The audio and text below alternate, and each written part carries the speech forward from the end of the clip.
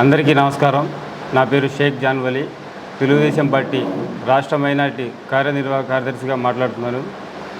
మన సింగనూరు ప్రాంతంలోని మైనార్టీల శ్మశాన వాటిక అయినటువంటి ఖబరస్థానికి గత వైసీపీ ప్రభుత్వం 48 లక్షలు నిధులను కేటాయించడం జరిగింది. ఆ నిధులు ఏం చేశారు ఏంటి అనేది ఎవరికి కూడా లెక్కలు లేకుండా వైసీపీ ప్రభుత్వ అధికార మదంతో వాళ్ళ ఇష్టాచారంగా శ్మశాన వాటికను మేము సుందరవదనంగా తయారు చేస్తామని చెప్పి ఆనాడు సింగనూరు ప్రాంతంలో ఉన్న 15 మసీదుల పెద్దలందరినీ పిలిపించి వారి సమక్షంలో చెప్పడం జరిగింది. కానీ ఆ పని వాళ్ళ వరకు చెప్పడమే జరిగింది తప్పనిచ్చి ఆ పనులకు గాను అందరినీ పిలిచి ఒక కమిటీ వేసి ఆ కమిటీ సమక్షంలో మేము ఈ ఖబరస్థాన్ని బాగు చేయించి కమిటీ ఆధ్వర్యంలో అన్ని విధంగా పనులు చేయాలని చెప్పి మేము నిర్వహిస్తాం అని చెప్పకుండా వాళ్ళకి ఎటువంటి ఆలోచన లేకుండా ఖబరస్థాన్ని వాళ్ళ సొంత స్థలంలాగా గ్రహించి ఖబరస్థాన్ని వాళ్ళ ఇష్టాచారంగా పనులు చేయడం చేశారు. కానీ సమయానికి 30 నుంచి 40 రోజుల్లో పూర్తి చేస్తామని చెప్పిన స్థానిక వైసీపీ ఎమ్మెల్సీ రూహుల్లా 40 రోజులు పని పూర్తి చేస్తానని చెప్పి మైనార్టీలకు హామీ ఇచ్చాడు. కానీ ప్రభుత్వం ఎలక్షన్ కోడ్లో అసలు ఏ విధంగా చేస్తామని చెప్పి ముందు మీరు ఆ నిధులు మీరు తీసుకున్నారనేది ముందు మాకు ప్రజలకి, మా మైనార్టీ ప్రజలకి మీరు చెప్పాలని చెప్పి నేను సూటిగా మిమ్మల్ని క్వశ్చన్ అడుగుతున్నా. దాని తర్వాత మీ ఇష్టాచారంగా ఆ ఖబరస్థాన్లో ఏ విధంగా మైనార్టీలకు సాంప్రదాయంగా అసలు ఖబరస్థాన్లో ఏ విధంగా పనులు చేయాలనేది ఒక అవగాహన లేకుండా మీ ఇష్టానుసారం కుటుంబాలు పెద్దలు చనిపోయినట్టు వాళ్ళ మీద బళ్ళు తొక్కిచ్చి మీ ఇష్టానుసారంగా ఎలా పడితే అలాగా పనులు చేసి దాన్ని ఈరోజు మైనార్టీలకు అవసరం లేకుండా ఇబ్బందికరమైన పనులు చేసి దాన్ని ఈరోజు 6 నెలల నుంచి దాన్ని మీరు తాళాలేసి ఇక్కడ సింగనూరు ప్రాంతంలో ఉన్న మైనార్టీలు ఎవరు చనిపోయినా కూడా ప్రతి ఒక్కళ్ళు కూడా ఎంతో ఇబ్బందికరమైన పని మీరు తీసుకొచ్చారు. ఈరోజు ఇవన్నీ మీ ప్రభుత్వంలో మీ అధికార మతంతో చేసినయే.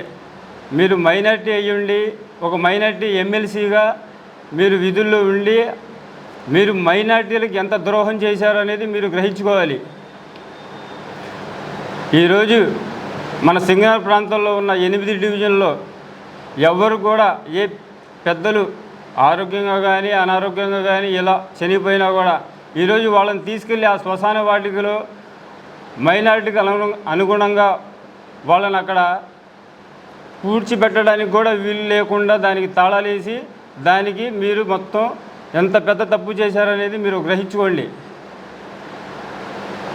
ఇవన్నీ మీకు చేసే పనికి ఒక ఆలోచన విధానం లేకుండా మీ ఇష్టాచారంగా దాన్ని పనిచేయించేసి ఆ నిధులు మొత్తం మీరేం చేశారనేది మైనారిటీ ప్రజలందరికీ మీరు లెక్క చెప్పాల్సిన అవసరం ఉంటుంది.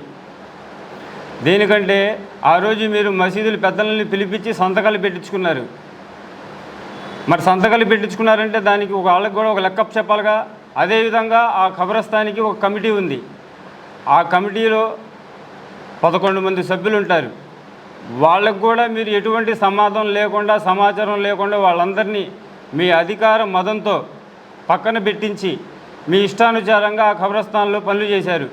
ఈరోజు మా మైనార్టీలకి అది ఎంతో పవిత్రమైన స్థలం. ఈరోజు మేము ఎంతో బాధపడుతున్నాం. దాన్ని మీరు వెమ్మటే మాకు సమాధానం చెప్పాలి. లేకపోతే దాన్ని ఎక్కడి నుంచి ఎక్కడి దాకా తీసుకెళ్లాలో ఇప్పుడు మా ప్రభుత్వంలో మేము ఏం చేయాలో అన్నీ మా పార్టీలో ఉన్న నాయకులు చూసుకుంటారు. మీరు ఇంకో పెద్ద తప్పు ఏం చేశారంటే చేయాల్సిందంతా మీరు చేశారు. కానీ నిన్న కమిషనర్ దగ్గరికి వెళ్ళి మా మైనార్టీల ఖబరస్థానికి మేము తాళాలు వేస్తారండి, దాన్ని తొందరగా మీరు బాగు చేసి మాకు అందించండి అని చెప్పి ఏదో ప్రబుల్బాలు పలికించి కమిషనర్ దగ్గర మీరు ఒక వినతి పత్రం ఇచ్చారు.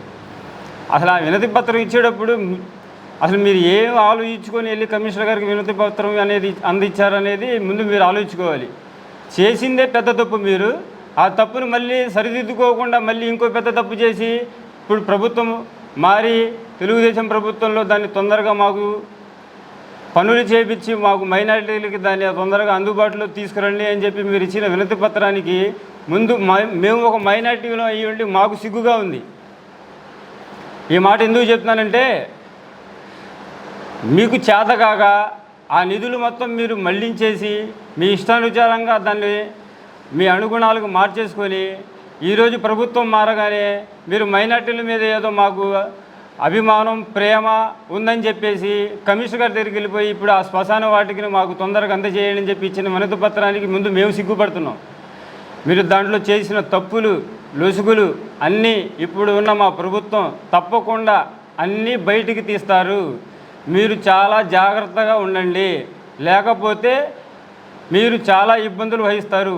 మైనారిటీ ప్రజలందరూ కూడా ఎవరు మిమ్మల్ని వదిలిపెట్టే పరిస్థితులు లేరు. మీరు ఒక మైనారిటీ ఉండి అసలు మీరు మైనారిటీలకు ఏం చేశారు? ఒక ఖబరస్థాన్ని మీ సొంత స్థలంగా వాడుకొని దాన్ని ఇష్టాచారంగా మీ ఇష్టం వచ్చినట్టు దాన్ని ఒక రిపేర్లు అని చెప్పేసి మరమ్మతులు అని చెప్పేసి ఇష్టానుసారంగా చేసేసి ఈరోజు మీరు కమిషనర్ గారి దగ్గరికి వెళ్ళి ఆ వినతిపత్రం ఇవ్వడంలో మీకన్నా కొద్దిగా ఏమైనా ఉందా అని చెప్పి మిమ్మల్ని మేము సూటిగా అడుగుతున్నా. ఆలోచించండి. మీరు చేసిన తప్పులు చాలా పెద్దవి. దాన్ని మళ్ళీ ఇప్పుడు వచ్చిన మా 15 రోజుల ప్రభుత్వంలో తెలుగుదేశం ప్రభుత్వంలో వెమ్మటే మాకు అందించాలని చెప్పి మీరు ఇప్పుడు చెప్పడం అది కరెక్ట్ అయిన విషయం కాదు. అసలు ముందు మీరేం చేశారు అనేది తెలియని తర్వాత మేము